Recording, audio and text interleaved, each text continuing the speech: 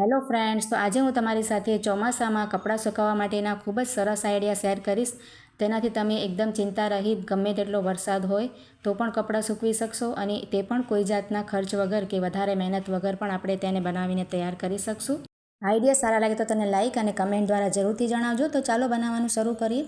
સૌથી પહેલાં આપણે આ રીતે હેંગર 2 લઈ લેવાના છે. આપણે પાસે જે કપડાં રાખવાના હેંગર તો હોય જ છે. અને જો તમારી પાસે આ રીતે હેંગર ના હોય તો જૂના જે ટૂથબ્રશ હોય છે ને, જેને આપણે ફેંકી દેતા હોઈએ છીએ, તેનાથી પણ તમે કપડાં સૂકવી શકશો. હું તમને આગળ બતાવીશ. તો સૌથી પહેલાં આપણે હેંગરનો આઈડિયા જોઈ લઈશું. તો તેના માટે આપણે અહીંયા હેંગરની સાથે બાંધવા માટે આ રીતે પ્લાસ્ટિકની દોરી હોય છે ને, તે આપણે લઈ લેવાની છે. ઘરમાં આપણે કોઈપણ પ્લાસ્ટિકના દોરીના કટકા પડ્યા હોય તે આપણે આ રીતે લઈ શકાય છે. અને આ રીતે એક છેડા ઉપર પહેલાં દોરી બાંધી લઈશું. આ રીતે ગાંઠ મારીને આપણે સરસ રીતે દોરી બાંધી લેવાની છે. અને ત્યાર પછી આપણે બીજી દોરી લઈ લેવાની છે. બીજા તેના શીરા ઉપર બાંધવા ઉપર, બીજી બાજુએ બાંધવા ઉપર આપણે બીજો દોરીનો કટકો લઈ લઈશું. તો અહીંયા મારી પાસે બીજા કલરની દોરીનો કટકો હતો એટલે મેં લઈ લીધો છે. તમારી પાસે એક જ કલરની 2 દોરીઓ હોય તો તે તમે લઈ શકો છો. તેને પણ આ રીતે સરસ રીતે ગાંઠ બાંધી લઈશું. અને જો તમારા કપડાં વધારે પ્રમાણમાં હોય તો તમે વચ્ચે ત્રીજી દોરી પણ બાંધી શકો છો. 3-4 દોરી જેટલી તમારે બાંધી હોય એ રીતે બાંધી શકાય છે. તો આ રીતે તેને સરસ ખુલે નહીં એ રીતે બાંધીને તૈયાર કરી લઈશું. આ રીતે એક હેંગરમાં મેં દોરી બાંધી લીધી છે. હવે આપણે શું કરશું, બીજો હેંગર લઈ લઈશું અને જે દોરીનો બીજો છેડો હોય છે ને, તેને આ રીતે બીજા હેંગરમાં એ જ રીતે બાંધી દેવાની છે. જેવી રીતે પહેલાંમાં બાંધી છે ને, એ જ પ્રોસેસથી આપણે આ રીતે બાંધી દેવાની છે. આપણી જેટલી પણ જગ્યા નાની મોટી હોય એ રીતે આપણે માપ કરીને સરસ રીતે બંને દોરીઓ બાંધીને રેડી કરી લઈશું. તો આ જે રેડી થાય છે આઈડિયા, તેને તમે ક્યાંય પણ ઓસરીમાં કે પછી તમારે પેસેજમાં કે બાલ્કનીમાં ક્યાંય પણ તમે આ રીતે ઉપયોગ કરી શકો છો. અને ત્યાર પછી આપણે આ રીતે એક ત્રીજો હેંગર લઈ લઈશું. અને આ રીતે આપણે બીજો આઈડિયા પણ તમને પહેલાં બતાવી દઉં. તો તેને શું કરશું કે આપણે જે જૂની બંગડી હોય છે ને, આપણે નાના બાળકોની હોય કે પછી આપણે મોટાની હોય, કોઈ પણ નાની મોટી બંગડી તમે લઈ શકો છો. તમારી પાસે જેટલી પણ હોય 4 કે 5, અને બંગડી લઈ લેવાની અને આ રીતે હેંગર લઈ લેવાનું. અને એક દોરી, આપણે કોઈ પણ દોરી હોય બૂટની જૂની કે પછી પાયજામાની જે દોરીઓ નીકળી જાય છે તે પણ આ રીતે લઈ શકો છો. અને બંગડીને આ રીતે સરસ ગાંઠ મારી દેવાની છે. આપણે જેટલી પણ બંગડીઓ તેમાં બાંધવી હોય 4-5 એટલી બાંધી શકાય છે. તો હું અહીંયા 4 બંગડી બાંધીને તૈયાર કરી લઈશ. આમાં પણ તમે સરસ રીતે કપડાં સૂકવી શકો જેટલા પણ સૂકવવા હોય. તો આ પણ ખૂબ જ સરસ આઈડિયા છે. હવે આપણે બંને આઈડિયાને કઈ રીતે ઉપયોગમાં લેવાનું છે તે જોઈ લઈશું. તો અહીંયા અમારે જે એપાર્ટમેન્ટ છે ને, તેમાં આ રીતે જો ઓસરી છે, પેક ઉપરથી પેક છે. એટલે જે હેંગરવાળો આઈડિયા તમને બતાવ્યો હતો ને, તેને આ રીતે મેં હેંગ કરી દીધો છે. હેંગરની તેનો જે હોય છે ને હૂક, તેને આ રીતે આપણે હેંગ કરી દેવાનું. કોઈ પણ સળિયું હોય જાડો મોટો, તેમાં આ રીતે બંને બાજુથી મેં હેંગ કરીને સરસ રીતે તમે જોઈ શકો છો તૈયાર કરી દીધો છે. આપણે હેંગરને બાંધવાનું નથી, ફક્ત આ રીતે ટીંગાડવાનું જ છે. તો આપણે કપડાં સુકાઈ જાય એટલે ક્યાંય પણ તેને બીજે પણ લઈ જઈ શકાય, ઘરમાં પણ લઈ જઈ શકાય રાત્રે, અને ખોલીને રાખી પણ શકાય, ફરીવાર ઉપયોગમાં લઈ શકાય. ચોમાસામાં જ્યારે પણ વરસાદ આવે ત્યારે આ રીતે ઉપયોગમાં લઈ શકાય. તો ખૂબ જ સરસ આ બનીને રેડી થાય છે અને ખૂબ જ સરળતાથી બની જાય છે 2-3 મિનિટમાં જ. તો તમે આને ચોક્કસ ટ્રાય કરજો. જુઓ, કપડાં પણ સુકાવીને હું બતાવી રહી છું. આ રીતે તેના ઉપર કપડાં પણ સરસ રીતે સુકાય છે, જેટલા પણ સુકાવા હોય એટલા. તો નાનું મોટું તમે તમારા હિસાબથી જગ્યા પ્રમાણે બનાવી શકો છો.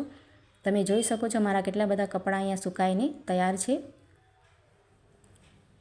તો આઈડિયા ખૂબ જ સરસ છે. સારો લાગ્યો હોય તો તેને લાઇક કરજો અને કમેન્ટ દ્વારા જરૂરથી જણાવજો કે તમને કયો આઈડિયા ખૂબ જ સારો લાગ્યો છે. તો આ રીતે આપણે ખુલ્લી ઓસરી એપાર્ટમેન્ટમાં હોય છે ને, તેમાં આ રીતે આપણે રેડી કરી શકાય છે બનાવીને. અને જે આપણે બંગડીનું ઓર્ગેનાઇઝ રેડી કર્યું છે ને, ઓર્ગેનાઇઝર, તેને આ રીતે આપણે એ જ દોરી ઉપર હેંગ કરી દેવાનું અને તેમાં અલગ અલગ આ રીતે હેંગર લગાવી દેવાના. તો આમાં પણ આપણે કપડાં સરળતાથી જેટલા પણ સૂકવવા હોય એટલા સૂકવી શકાય. અને રાત્રે આપણે આ રીતે હેંગરને કાઢીને આપણે ઘરમાં પણ લઈ શકાય અને મૂકી પણ શકાય. તો ખૂબ જ સરસ આઈડિયા છે મિત્રો, એકવાર જરૂરથી ટ્રાય કરજો. અને હવે આપણે ત્રીજો આઈડિયા પણ કપડાં સૂકવવાનું જોઈ લઈશું. તેના માટે આપણે શું કરવાનું, જે કપડાની ક્લિપ હોય છે ને, એ તો આપણી પાસે ઘણી બધી હોય છે. તો તેને આ રીતે દોરી તેમાં બાંધી દેવાની. આ રીતે તેમાં દોરી નાખીને જ્યાં પણ આપણે કપડાં સૂકવતા હોય ત્યાં આ રીતે દોરીને બાંધી દેવાની. આમ પણ આપણે ક્લિપો તો ક્યારેક ક્યારેક દોરી ઉપર જ રાખી દેતા હોઈએ છીએ. તો આ રીતે તેમાં બાંધેલી હોય તો એ આપણે ગમે ત્યારે કામ આવે આપણને. તો આ રીતે મેં 4 ક્લિપ આ રીતે દોરીથી બાંધી દીધી છે. આમ આપણે ઊંધી દિશામાં તેને બાંધવાની છે. હવે આપણે આ રીતે જૂનું બ્રશ હોય ને, ટૂથબ્રશ, તેને આપણે ફેંકી દઈએ તે આ રીતે રાખી લેવાના અને 3 થી 4 જેટલા પણ આપણે કપડાં સૂકવવા હોય, નાના બાળકોના કે પછી મોટાના, તો આ રીતે હેંગ કરી દેવાના હેંગરની જેમ. તમારી પાસે હેંગર ના હોય તો આ પણ ઉપયોગમાં લઈ શકાય. જુઓ, જેવી રીતે હું તમને બતાવી રહી છું ને એ જ રીતે ટૂથબ્રશને આપણે ક્લિપમાં આ રીતે હેંગ કરી દેવાનું. તો છે ને ખૂબ જ સરસ આઈડિયા મિત્રો. આ રીતે આપણે ટી શર્ટમાં કે પછી બનિયાનમાં કે પછી પાયજામામાં, જેમાં પણ તમારે સૂકવવું હોય, આ રીતે સરળતાથી સૂકવી શકાય છે મિત્રો. તો આઈડિયા ખૂબ જ સારા છે. તમને ગમે તો લાઈક જરૂરથી કરજો અને ટ્રાય પણ જરૂરથી કરજો અને કમેન્ટ દ્વારા પણ કહેજો કે તમને મારા આઈડિયા કેવા લાગે છે.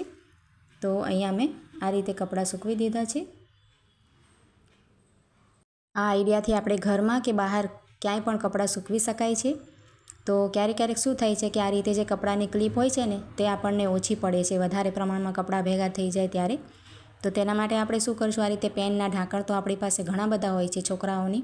તો આ રીતે જુઓ, પેનના ઢાંકણથી પણ તમે ક્લિપની જેમ કપડામાં નાખીને સૂકવી શકો છો. આ પણ ખૂબ જ સરસ, નાનો છે પણ ખૂબ જ કામનો આઈડિયા છે. તો આઈડિયા સારો લાગ્યો હોય તો તેને લાઈક કરજો અને કમેન્ટ દ્વારા જરૂરથી જણાવજો.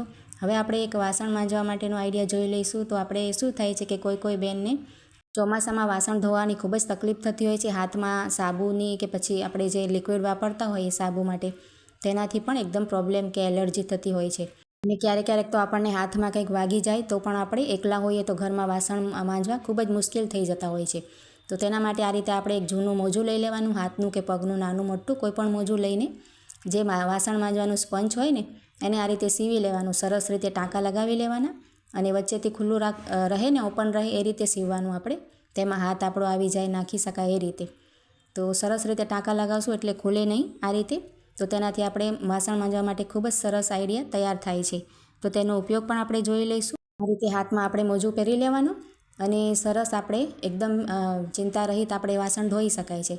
મોજાને આ રીતે સાબુ કે સરફવાળો કરી લેવાનું આ રીતે સ્પંચને, અને ગમે તેટલા વાસણ હોય તો તમે ઉટકી શકો છો. મોટી ઉંમરની જે બહેનો હોય છે તેમાં ઘરમાં પણ કોઈ કામ કરવાવાળું ના હોય કે પછી આ રીતે એકલા હોઈએ કે કંઈ પણ પ્રોબ્લેમ હોય તો આ રીતે આપણે વાસણ સરળતાથી, ખૂબ જ સરળતાથી સાફ થઈ જાય છે અને આપણા હાથ પણ ખરાબ નથી થતા અને કોઈ પ્રોબ્લેમ પણ ના આવે. આ રીતે તમે ટાઇલ્સ પણ સાફ કરી શકો, કોઈ પણ રીતે તેમને ઉપયોગમાં લઈ શકો. વોશ બેસિન વગેરે પણ આપણે સાફ કરવા હોય ને તો ખૂબ જ સરળતાથી કરી શકાય, હાથમાં પણ કોઈ પ્રોબ્લેમ ના થાય. તો આઈડિયા ખૂબ જ સરસ છે. સારો લાગે તો તેને લાઈક કરજો અને કમેન્ટ દ્વારા પણ જણાવજો. અને સારો લાગ્યો હોય તો મારી ચેનલને સબસ્ક્રાઈબ પણ જરૂરથી કરજો અને બેલ આઇકનને પણ દબાવજો એટલે બધા જ મારા નવા વિડીયોના નોટિફિકેશન તમને મળતા રહે. તો ચાલો મળીએ નવા વિડીયોમાં.